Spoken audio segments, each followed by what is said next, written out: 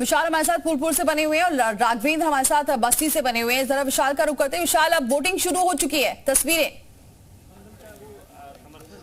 देखिए, बिल्कुल वोटिंग शुरू हो चुकी है और हम भी तमाम अपने दर्शकों से ये अपील करते हैं कि अपने घरों से निकलें। जो इस फेज में वोटर हैं वो अपने घरों से निकलकर वोट जरूर करें, क्योंकि लोकतंत्र के इस महापर्व में हिस्सा जरूर लें। तो सबसे पहले मैं आपको तस्वीर दिखाता हूं। लोकतंत्र के इस महापर्व की आप तस्वीर देख सकते हैं कि तमाम जो मतदाता हैं वो आपको यहाँ पर कतारों में दिखाई पड़ेंगे। कुछ लोग जो है वोट डाल के वापस भी जाते हुए आपको नजर आएंगे। तो ये एक अच्छी तस्वीर है। और देखिए, यहाँ पर अगर हम बात करें तो देखिए, आप यहाँ पर अब कतारों में आपको लोग दिखाई पड़ेंगे और एक बड़ा बूथ है ये, लेकिन उसके अनुसार आप देखिए तो यहाँ पर अब सुबह से ही यहाँ पर लोगों के आने का सिलसिला शुरू हो चुका था और अब चूंकि देखिए 7 बज गया है, वो वोटिंग शुरू हो चुकी है। तो ऐसे में तमाम जो ये लोग हैं, देखिए आप यहाँ पर एक बुजुर्ग व्यक्ति, देखिए आप ये देखिए, ये एक अच्छी तस्वीर है कि एक बुजुर्ग व्यक्ति हैं वो यहाँ पर वोट डाल के देखिए बाहर निकल रहे हैं। तो ये फिलहाल कह सकते हैं कि लोकतंत्र के इस महापर्व की एक अच्छी तस्वीर है और ये तस्वीरें बताती हैं कैसे लोग जो है बढ़ चढ़ कर इस पूरी मतदान प्रक्रिया में हिस्सा ले रहे हैं। पूरी मदद की जा रही है। एक छोटा सा बच्चा जो है अपने दादाजी को लेकर यहाँ पर पहुंचा हुआ है। तो ये फिलहाल कह सकते हैं कि इस तरह की तस्वीरें बेहद खास होती हैं। आपने अपना वोट डाल दिया? जी हाँ। एक बार ठीक है विशाल, मैं लौटता हूँ हरियाणा के पूर्व सीएम मनोहर लाल खट्टर क्या करें सुनाते हैं। कांग्रेस उम्मीदवार मेरे सामने कोई चैलेंज नहीं है। बहुत बहुत धन्यवाद। तो चलिए, हरियाणा में भी दरअसल बीजेपी ने पिछली बार क्लीन स्वीप किया था। ये चुनौती हरियाणा को लेकर के भी बीजेपी के सामने है इस फेज में। विशाल का हम एक बार फिर से रुख करते हैं। विशाल, ओवर टू यू। देखिए, बिल्कुल देखिए, हम आपको तस्वीरें दिखा रहे हैं कि देखिए ये पेशेंट हैं किडनी के, लेकिन उसके बावजूद भी ये अपना वोट डालने के लिए यहाँ पर आए हैं। तो ये तस्वीरें जो हैं, ये तस्वीरें बताती हैं कि किस तरह से लोग जागरूक हैं। और अगर आप देखेंगे तो सुबह से ही यहाँ पर कतारों में लोग दिखाई पड़ेंगे अपना वोट कास्ट करके देखिए यहाँ से निकल रहे हैं। और ये तस्वीरें बेहद खास हैं, बिल्कुल अलग तस्वीरें हैं। और अगर हम बात करें तो लगातार फूलपुर लोकसभा को लेकर जो लड़ाई है, उस लड़ाई के बीच जब लोकतंत्र के महापर्व की इस तरह की तस्वीरें आती हैं वो बेहद खास। आपने अपना वोट डाल दिया? हाँ, एक बार निशान दिखाइए। देखिए, ये देखिए, ये आप वो वोटर हैं जो यहाँ पर सुबह से ही कतारों में यहाँ पे आपको नजर आएंगे। और देखिए लगातार जो है यहाँ पर वोटिंग जो है वो जारी है। तमाम जो मतदाता है वो सुबह से ही यहाँ पर है। तो सीधे तौर पर कह सकते हैं कि लगातार जो है ये यहाँ पर जिस तरह से तस्वीरें जो हैं ये तस्वीरें दिखाई पड़ रही हैं। जी कुंदन, आपके पास लौटते राघवेंद्र का रुख कर लेते। बस्ती से हमारे सहयोगी राघवेंद्र भी सीधे जुड़े हुए हैं। राघवेंद्र, सबसे पहले वहां की तस्वीरें दिखाइए, क्या कतारें दिखाई दे रही है वहां पर? चूंकि सुबह के 7:10 ही हुए अभी, ऐसे में किस तरह की तस्वीर? महापर्व में 6वें चरण का चुनाव शुरू हो गया। आप हमारे पीछे देख सकते हैं कि लोग लंबी कतारें लगे हैं। सुबह 6 बजे से ही मतदान करने के लिए आ गए, इतनी जागरूकता उन लोगों में थी। लेकिन 7 बजे से अब मतदान शुरू हो गया। तो आप देख सकते हैं कि हमारे पीछे लंबी कतारें लगे हुए हैं, लोग घर से निकल करके आ रहे हैं। और सुबह का समय है, सुबह दोपहर में चूंकि धूप हो जाता है, इसलिए सुबह से ही लोग लंबी कतारें लग रही है। बात की जाए बस्ती की, तो बस्ती जनपद में जो है ये करीब 19 लाख मतदाता मतदान करेंगे और इसमें 10 लाख पुरुष और 9 लाख महिलाएं शामिल हैं। जी बिल्कुल राघवेंद्र, बने रहे। विशाल के एक बार फिर से रुक करते हैं। विशाल, आप तो ऐतिहासिक सीट फूलपुर पर मौजूद हैं, वहां के एक बार फिर से तस्वीरें बताइए और इस बार किस तरह का मुकाबला इस सीट के लिए रहा है?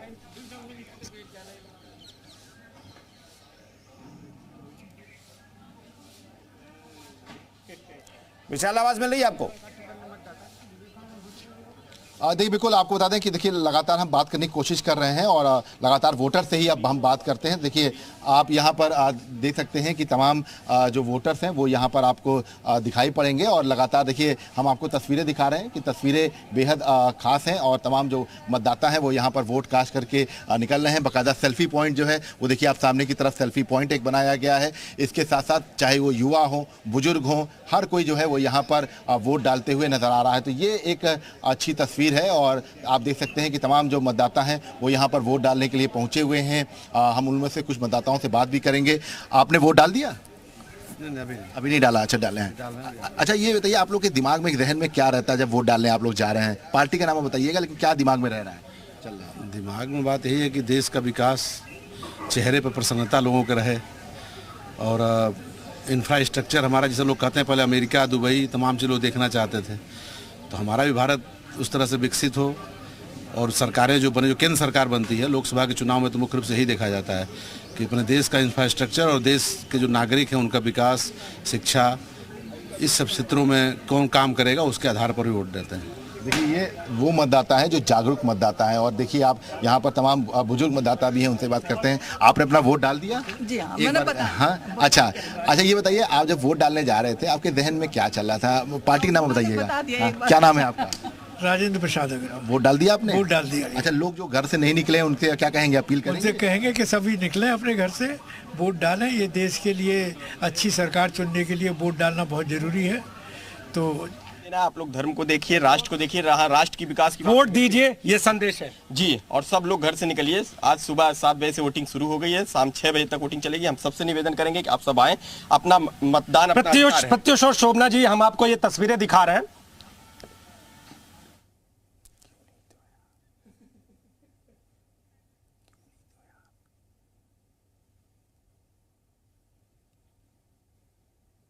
तो जी, उत्तर प्रदेश उत्तराखंड पर लगातार बड़ी कवरेज जारी है। और एक बार फिर से राघवेंद्र का रुख कर लेते हैं, बस्ती से हमारे साथ मौजूद हैं।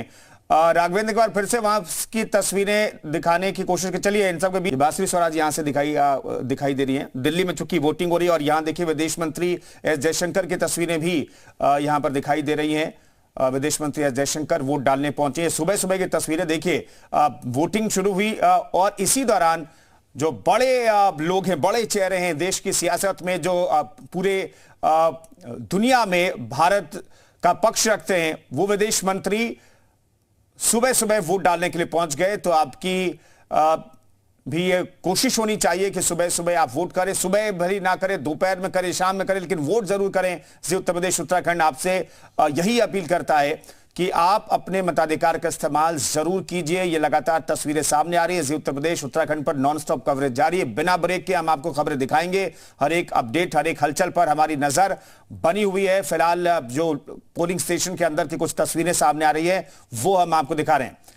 ये लगातार इस तरह की तस्वीरें दिन भर आती रहेंगी। जो दिग्गज वोट करने के लिए पहुंचेंगे वो तस्वीरें भी हम आपको दिखाते रहेंगे। लेकिन एक बार फिर से विशाल का रुख कर लेते हैं। विशाल, मैं ये पूछ रहा था कि फूलपुर को लेकर के किस तरीके से चुनावी प्रचार चला, किस तरीके का मुकाबला यहां पर दिखाई दे रहा है आपको?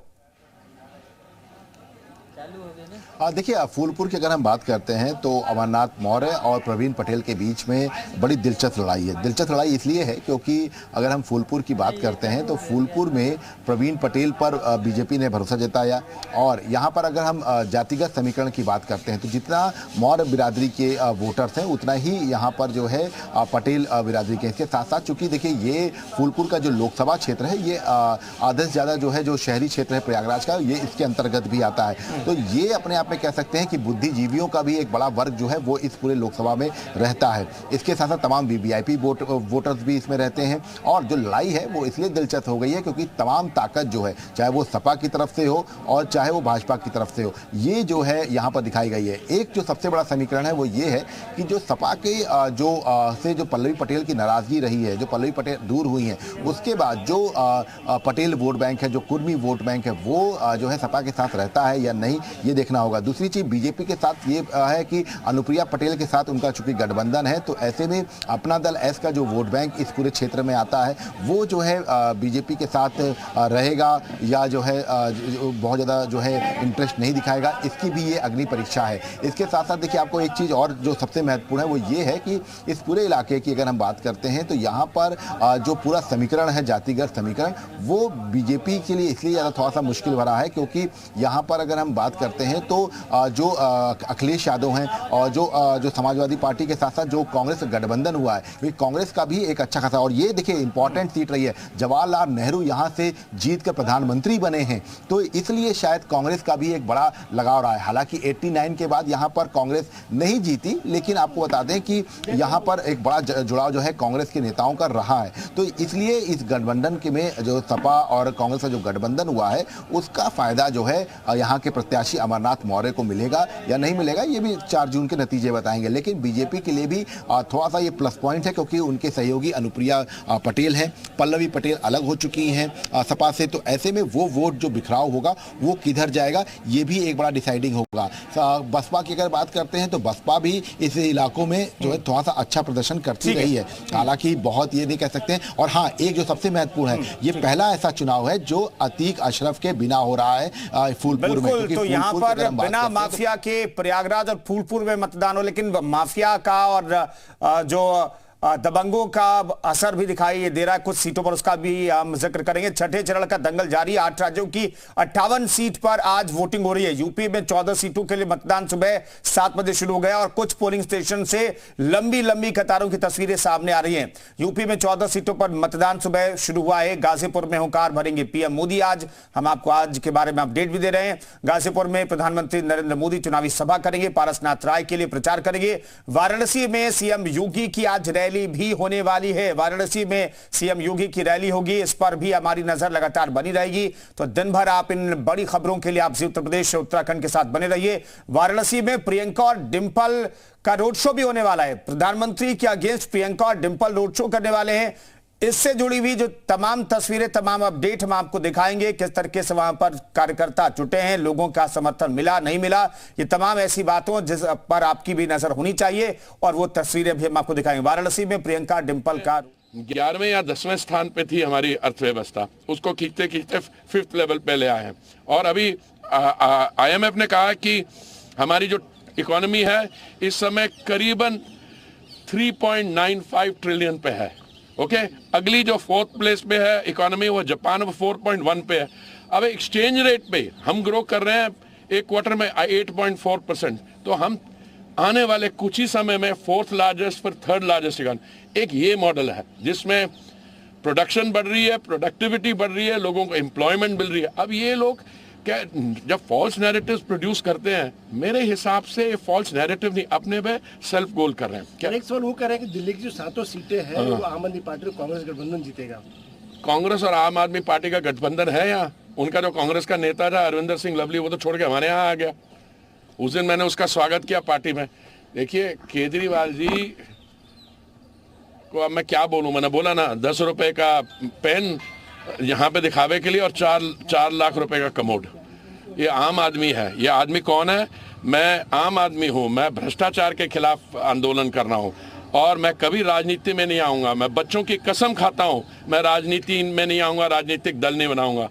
राजनीति में भी आ गया, मैं तो भगवान से प्रार्थना करता हूँ इनके बच्चे सुखी रहें और प्रॉस्पर करें, पर इस तरीके से नहीं जिस तरीके से ये कर रहे हैं।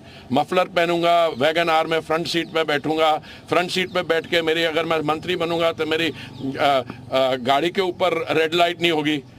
और पहुंच गया शीश महल। मैं तो पटियाला गया था, वहां पे कैंपेन। दिल्ली की सियासत में आरोप प्रत्यारोप का दौर जो है अब भी जारी है।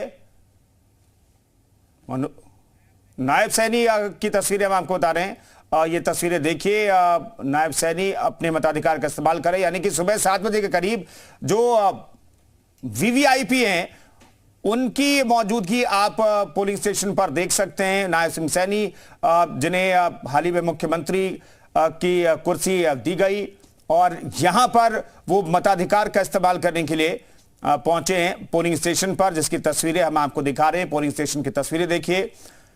तो हरियाणा के मुख्यमंत्री पहुंचे हैं वोट करने के लिए और हरियाणा आज के फेज में अगर देखिए तो बीजेपी के लिए बेहद महत्वपूर्ण है, क्योंकि पिछले चुनाव में हरियाणा पर क्लीन स्वीप किया था बीजेपी और गठबंधन ने।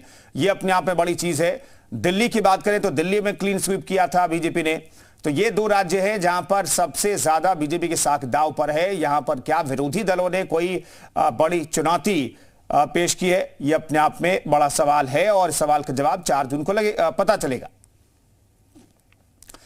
तो ये तमाम कतारों की तस्वीरें हम आपको दिखा रहे हैं, लेकिन विशाल हमारे साथ फूलपुर से मौजूद हैं। फूलपुर ऐतिहासिक सीट जहां पर जवाहरलाल नेहरू भी चुनाव लड़े और इस ऐतिहासिक सीट पर हमारे सहयोगी विशाल मौजूद हैं। विशाल, एक बार फिर से किस तरीके से यहां पर चुनाव प्रचार चला? क्या फूलपुर और प्रयागराज के मुद्दे यहां पर उठाए गए या फिर राष्ट्रीय मुद्दे जिन पर चुनाव अभी तक होता रहा है उसी आधार पर इस बार भी प्रचार हुआ है और तस्वीरें साथ में दिखाते रहिएगा।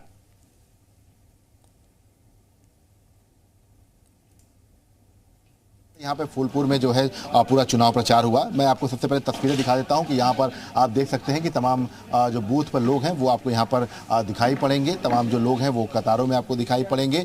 चूँकि ये एक बड़ा बूथ है, ऐसे में यहाँ पर तमाम जो VVIPs हैं वो भी पहुँचेंगे धीरे धीरे। सबसे महत्वपूर्ण है कि फूलपुर की जो लोकसभा है वो लोकसभा इसलिए ज़्यादा महत्वपूर्ण बताई जा रही है क्योंकि इस बार का जो चुनाव है, जो चकिया इलाका है, जो तमाम ये अतीक अशरफ का जो है इलाका कहा जाता था। ऐसे में यहाँ पर जो माफियाओं का एक बड़ा जो है वर्चस्व रहता था वोट बैंक को लेकर भी। तो ऐसे में इस बार पहला ऐसा चुनाव है जो इस वक्त जो है माफिया इस बार पूरी तरह से गायब है और यही वजह है कि तमाम जो माफिया हैं उनके बिना ये पूरा चुनाव जो है वो प्रयागराज में हो रहा है। आप इससे पहले भी देखिए तो लगातार तमाम प्रयागराज के या फूलपुर के जो चुनाव होते रहे उनमें माफियाओं का एक बड़ा रोल रहता था। लेकिन फूलपुर से तो बाकायदा अगर हम बात करें तो जो है अतीक अहमद सांसद भी रह चुका है और ऐसे में इस बार की अगर हम बात करते हैं तो इस बार तमाम जो वोटर्स हैं वो जो है बहुत साइलेंट है। हालांकि हम कोशिश करते हैं, कुछ वोटर्स देखिए वोट करके निकले हैं, इनसे हम बात करने की कोशिश भी करते हैं क्योंकि देखिए ये वो जागरूक मतदाता है जो सुबह से ही अपने घरों से निकले हैं। आपने अपना वोट डाल दिया? बिल्कुल डाल दिया। आप पत्नी के साथ आए हैं? अभी एक बार जरा निशान जरूर दिखा दीजिए। देखिए आप ये देख सकते हैं कि ये वो मतदाता है जो सुबह अपने घरों से निकले हैं। जो लोग वोट नहीं डाल रहे हैं उनसे आप लोग क्या अपील करेंगे? वो लोग अपने मतदान जरूर करना चाहिए उनको। लेकिन जिनका नाम लिस्ट से गायब हो गया वो बेचारे क्या करें? उनको तो थोड़ा सा अवेयर भी होना चाहिए ना मैम। अच्छा, एक जो सबसे बड़ा फैक्टर है वो ये है कि यहाँ पर जो माफिया का बहुत बड़ा रोल रहता रहा है फूलपुर में। अतीक अशरफ भी फूलपुर से, तो इस बार बिना माफिया के चुनाव हो रहा है तो कितना बदलाव देखते हैं आप यहाँ प्रयागराज के चुनाव में? अब प्रयागराज फूलपुर में उसमें कुछ नहीं बोल सकते। No comment. चलिए ठीक है। तो आप लोगों ने वोट डाल दिया अपना? हाँ। अच्छा, आप जब वोट डालने जा रहे थे तो क्या जहन में था आपके? मतलब इस जहन में था कि ये पर्व के रूप में लोगों को मनाना चाहिए और हर लोगों को वोट करना चाहिए ताकि लोकतंत्र